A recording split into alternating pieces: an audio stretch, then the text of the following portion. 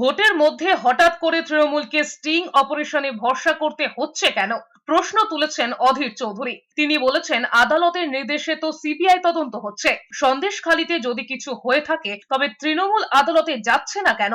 CBI তদন্তে একের পর এক তথ্য সামনে আসছে, সেগুলোকে ম্যানেজ করতেই এই স্টিং অপারেশন কিনা তা নিয়ে প্রশ্ন তুলেছেন অধীর চৌধুরী। কোর্ট ভুল করেছে, সিবিআইও ভুল করেছে। তা দিদি তার বিরুদ্ধে আইনত কি ব্যবস্থা নিতে পারছে? দিদির মধ্যে যদি সততা থাকতো, নিজে থেকে সিবিআই তদন্তের দাবি করতো। এখানকার মহিলাদের সঙ্গে কথা বলতে দিক, হিম্মত থাকে, তারপরে সেটা জাল, আসলি না নকলি প্রমাণ হবে। আজকে সন্দেশকারী ঘটনা, ওটা বাংলায় তৃণমূলের নৈতিকতা বলে কিছু আছে, মানুষ আর তা বিশ্বাস করছে না। সন্দেশকারী ঘটনা প্রমাণ করে দিয়েছে এ বাংলায় তৃণমূল এক অপরাধীদের দল।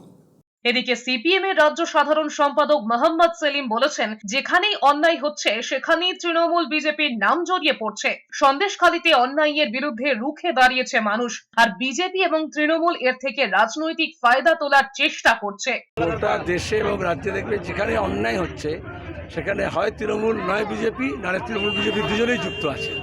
আর এখানে দাঁড়িয়ে আমরা মানুষকে দেখেছিলাম অন্যায়ের বিরুদ্ধে লড়তে। বিজেপি নিজের লাভ দেখতে গিয়ে গত 10 বছরে তৃণমূলের অপশাসন আরও বেড়ে গিয়েছে। তা নাহলে এখন মমতা অভিষেক জেলে থাকতো।